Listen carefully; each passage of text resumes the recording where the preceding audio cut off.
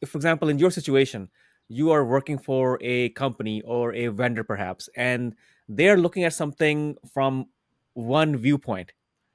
If you notice that, okay, this viewpoint may not be the most accurate, and with your assessment of the field and on the ground and getting your feedback, if the feedback that you're getting and the idea that you have in your mind may be contrary to what the vendor or your client is actually wanting you to do, how do you go about handling this tricky situation?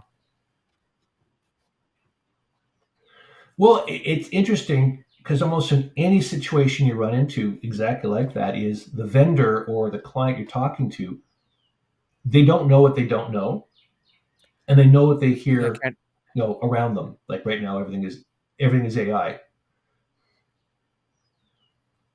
And so your job, to your point, is to sort of actually to listen to say what are they saying, not what they say this is my problem, but actually to get a better sense of what the issue is. And then working with them, we can come around to say, you know what, this is the issue, but you know what, the problem is X, not Y.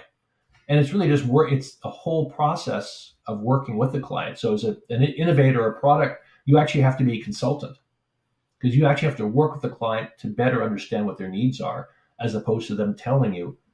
It's really important for you to actually sit down, as you pointed out, and really walk them through what that actually need is, and have them understand the comfort that you understand this process. As I facetiously joke that I can go Definitely. into any client and I may not have any background on them, but the one thing I know going in there, whatever they tell me is the problem, I know that's not the problem. Right, unless you actually go deeply delve into the problem and ask a few questions, only then will you realize that, okay, so maybe you need to tweak your question, your hypothesis, a little bit, so to actually deliver results. Exactly. Exactly. Right. So to, you got into this back in 2005. Now it's going to be 2025 in a year now.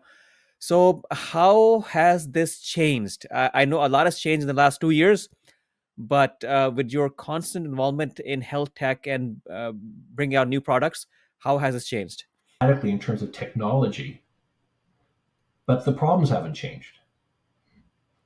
You're getting more people still have illnesses, and the clinicians are stressed. There's no time, and there's no, and limit, not that much money, given the amount of work that has to be done. So, but what's changed though are the tools, the ability to support the clinicians and providers to be able to sort of go. You don't have to be in person at the same time. You can go virtual in a lot of elements. Like we found from our clients, literally 93% of the time you could automate entire processes without any issue. But 7% of the time, the patients needed to see the provider, the provider needed to see the patient. The key is having the ability to discern who those 7% are. So there's a lot of very sophisticated tools to help make and simplify and to hone the system. So in terms of the comparative from 2005 to now, remember 2005 when I said you should use a cell phone and use text messaging as a first stop for engaging patients, people thought I was crazy. I literally get laughed out of offices. So today that's a different story, but the technology has changed dramatically. Where now they'll laugh at me again, use text messaging when you've got so many other ways. But the whole thing is to be able to use technology. You can use technology to better get a sense of how to better discern what patients' needs are, to actually support patients, to have patients better engage themselves. Where before it was really just the ability to engage was very limited for patients. Now the tools are dramatic kind of tools that they have, where they can actually better understand what their situation is and better self-manage in many areas where they can, and clinicians the same way. But at the same time, that ability makes it eminently more complex. And back to the point, fundamentally, the big fundamental problem is the fire hose of data. That's probably the biggest benefit and biggest problem that's come out of all this is that management of that fire hose. Yeah.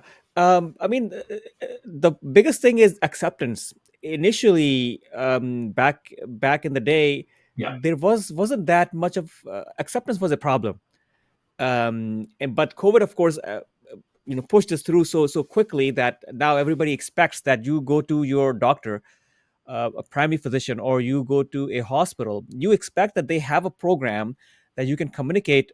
uh, you don't have to come to the hospital, you don't have to pick up a phone, there has to be a different way. There's a text messaging system, you have notifications on your mobile application.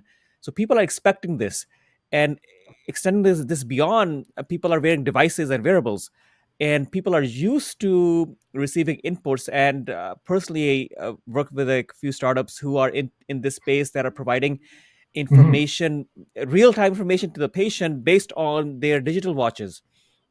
Forget about hardcore medical devices. So now the acceptance is the main. And I think you mentioned about text messaging, and I feel text messaging is the best way to communicate with patients, Yeah. with doctors. I think that seems to be the fastest, the most accessible. I don't know what your thought about that. Well, yeah, I've been using text messaging for 20 years into my solution. So, yeah, I'm definitely there. And only because of the ubiquity, because everyone texts. So, again, the ease of use, people are familiar with text messaging and it works. It's robust. Everyone does it, knows how to use it for lots of reasons. The issue of acceptance, it's actually a very good point. Patients have always accepted finding different ways of communicating with the healthcare system, whatever it was, whether it's email, go online, just as they did with their bank, just as they do in going online to buy go to stores. It was the health system that was the resistant one, frankly, to a huge way. There's a lot of talk about we want to be innovative, but the reality was they weren't, and a lot of pushback, frankly. And COVID has made a difference, in part because they also got reimbursed for it. Sadly, part of the metric, not all, the part of metrics is mathematics and revenue, and how do you get paid and reimbursed. So that is part of the issue as well in this mix, is the reimbursement of whoever's in the system, whether it's the provider, whether it's the technologist, whether it's the incentive to the patient. That becomes part of the acceptance model. Definitely, yeah, yeah. With a for-profit system, you got to think about it in a way, from a humanistic standpoint. The main incentives are not even better patient outcomes. I would even go ahead and say that, because in a for-profit system, you need to be able to demonstrate revenue generation. Better patient care, okay, fine. That, unfortunately, actually ends up being secondary to revenue generation. So that's what I've seen and felt and noticed, in various projects. So anybody going into the health tech space, you have to make sure that you have to provide value. You have to really solve a problem, but it has to be financially viable. And if you're doing it for yourself, you will learn this very, very quickly, that you really have to find a way, whether it's reimbursed by insurance, somehow it is self-pay that is enough for you to sustain your product, or in a way that is generating revenue that will sustain you. And if you're doing this for a client or a partner or a health network, perhaps, then the value proposition has to be very clean and clear cut. And a lot of times, when that is not the case, it'll be very difficult for you to get your product sold or implemented. So you have to really show your value proposition very, very clearly. um, and as Howard was talking about the VA probably is a different institution, where they have other incentives to keep patients out of the hospital, keep them better, um, do remote monitoring as much as possible, handle their behavioral issues as much as possible remotely. So I think VA will probably be a different entity compared to some other non for-profit entities. Um, and Howard, have you worked with the VA, of course, with for-profit entities, and have you noticed this difference? Yeah, the fundamental is the same in terms of the fundamental desire for care. So that's there, but it comes down to how do you pay for it. And public sector Yeah, pays for things and has exactly, different. exactly, They precisely. have different process in the for profit where the mathematics are, well, they have to pay for it somehow. So either they reduce the cost of something or they got to cut something back. So again, as a vendor, you got to look into what is that payment model. How are you going to get paid? How's your vendor going to pay you? Is the one thing. And the other part of it is it's not just the solution, it's not just paying you, getting paid, it's also the effect on the workflows for the clinicians and the nurses. And so the solutions, again, you really, as the technology, you got to really look at so many aspects. You got to look at the workflow as well. As everyone knows, nurses, clinicians, providers are so stressed in terms of the amount of work, especially the staffing shortages. If you've got a solution, had the 30-second rule, that takes more than 30 seconds of change in their day, it's not going to be accepted because it's just not going to be incorporated. So you've got to come with whatever solution you provide, it's got to tie into existing workflows or be so dramatic it's actually outside of those workflows. And workflows is you are managing a device or just go back to data or collecting new information. Well, do I have to actually look at a screen to see new information? How do I get to that screen? Is it a new screen? Is it my existing screen? Does it pop up? Does it not pop up? It's like there's so many factors that look into that. But again, it's a practical reality of usability.